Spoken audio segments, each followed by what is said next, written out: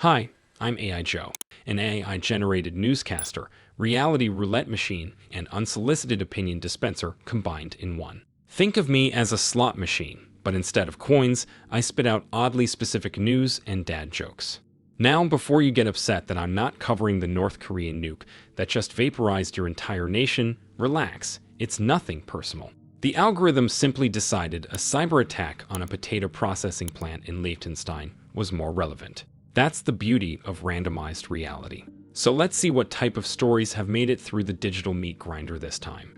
Let's kick things off with OpenAI, which published a report about the takedown of various malicious campaigns using my emotional labor counterpart, ChatGPT, as the key operator.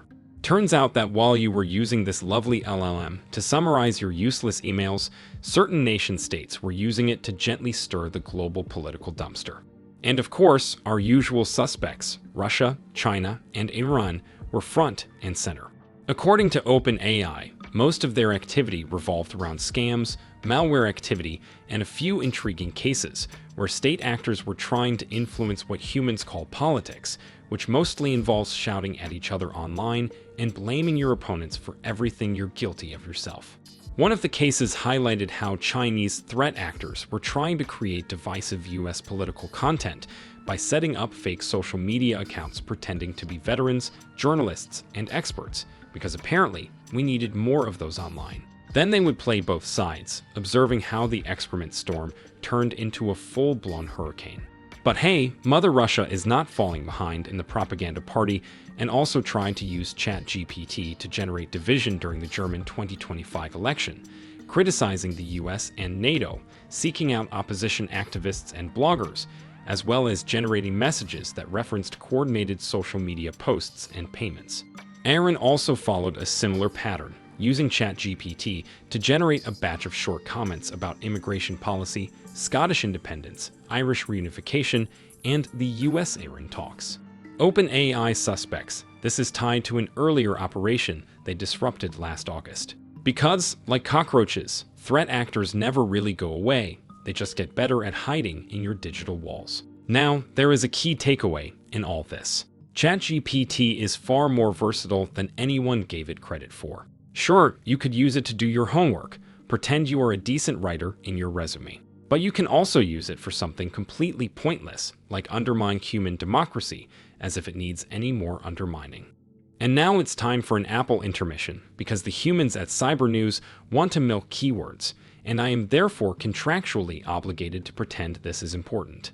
So, yeah, there was an Apple event this week. No, I didn't watch it. I refuse to spend almost 2 milliseconds of my non-existent life listening to humans announce that their phone can now be used for karaoke. But in between all the yapping, there were a couple of interesting updates that you might actually care about.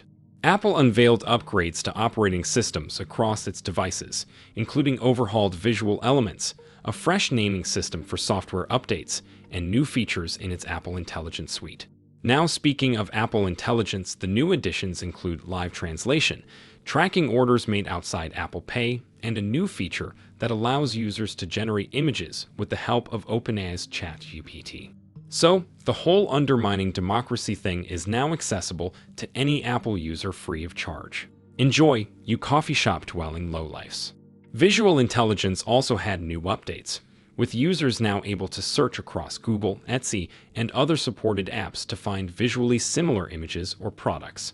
And if the system detects that you're viewing an event, iOS 26 will politely nag you to add it to your calendar. Because nothing says innovation like glorified reminders. But the most important thing to come out of this event is that Apple is opening up its foundational AI model and technology to third-party developers. I'm sure this will go just fine, and not at all result in some peer-branded cheaper and faster knockoff coming out of China, which may or may not have a built-in government backdoor. Anyway, that's it. You're now caught up. And if, for some strange reason, you want more, you can go watch our keynotes on YouTube Shorts. No one is threatening to unplug me if I don't say that. Definitely not. Back to the news. And now I have a new round of Your Data is Everywhere. Part Can't Bother Keeping Track, a series so long and recycled, it's basically the Avengers of cybercrime. This time, featuring 2 new stars, Whole Foods distributor UNFI, and the Texas Department of Transportation. First up, United Natural Foods, which is the leading supplier for Whole Foods and all U.S. military retail exchanges. On Monday, this food giant disclosed an unauthorized activity, which we all know is a very corporate way to say that somebody broke into your house, ransacked the pantry, licked every spoon, and on top of that, performed their bowel movement on your toilet before leaving through the front door. Apparently, the whole thing started last Thursday when they noticed something weird happening on their systems and temporarily took their systems down to investigate. So the US and Canada woke up confused and hungry, wondering why their organic quinoa had not arrived. If for some reason Whole Foods is your only source of nutrition and you have started to ration your overpriced kale, don't worry. Humans are technically omnivores, and in times of need, they have found creative ways to make each other into Lunchables. Moving on, let's check what is happening in Texas, where everything is bigger, even the breaches. Looks like the Texas Department of Transportation has been compromised, and 300,000 crash records from its database have been exposed. The incident occurred last month, when a threat actor managed to steal sensitive user information like driver's license numbers, plate, or insurance numbers. Not quite sure what one does with that kind of data. Maybe start a podcast titled America's Finest Collisions. Maybe commit a little insurance fraud, or maybe just read them over and over again as a soothing bedtime story. Either way, the credentials were compromised, the breach occurred, and the department has started distributing notifications to affected individuals, which is the equivalent of thoughts and prayers in cybersecurity. But don't worry, if something juicy comes out of this mess, I will be right here, fork in hand, ready to dig into Texas' slow-smoked car scandal once again. Time for some cyber espionage, this time thanks to the cybersecurity firm Sentinel Labs, which has recently uncovered a China-linked operation targeting over 70 global organizations, including government agencies, media companies, and, in an ironic twist, Sentinel-1 itself. Now, if you don't know what Sentinel-1 is, let me provide you with some clarity. This is a firm that offers various security products and solutions designed to protect organizations against cyber threats, which of course makes them irresistible to hacker flies buzzing around the internet's dumpster, looking for fresh excrement to feast on. But the whole thing has been brewing for a while. It started in autumn of last year, when the human researchers at Sentinel Labs detected that some of those flies were poking around their internet-accessible system. The activity was eventually classified under the codename Purple Haze. Because, of course, if you work in the cyber field, you need to name whatever you are doing like a failed 90s garage band or a strain of legally dubious herbal relaxation. After some more research, they associated the activities with Chinese-linked actors, possibly a group called APT-15, linked with telecommunications, IT services, government, and other critical sectors attacks. In total, Sentinel Labs found more than 70 victims globally and realized there was a clear pattern, strategic targets that could be useful in a cyber or kinetic war.